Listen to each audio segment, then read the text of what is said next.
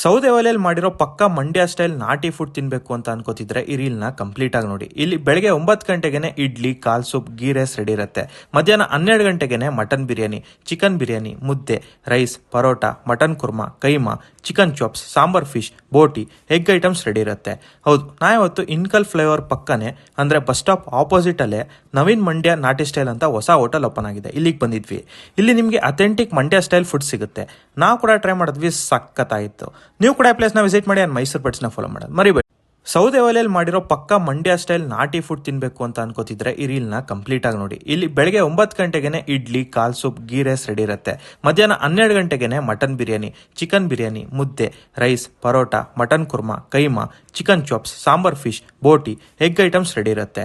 ಹೌದು, ನಾವಿವತ್ತು ಇನ್ಕಲ್ ಫ್ಲೇವರ್ ಪಕ್ಕನೆ ಅಂದ್ರೆ ಬಸ್ ಸ್ಟಾಪ್ ಆಪೋಸಿಟ್ ಅಲ್ಲೇ ನವೀನ್ ಮಂಡ್ಯ ನಾಟಿ ಸ್ಟೈಲ್ ಅಂತ ಹೊಸ ಹೋಟೆಲ್ ಓಪನ್ ಆಗಿದೆ. ಇಲ್ಲಿಗೆ ಬಂದಿದ್ವಿ. ಇಲ್ಲಿ ನಿಮಗೆ ಅಥೆಂಟಿಕ್ ಮಂಡ್ಯ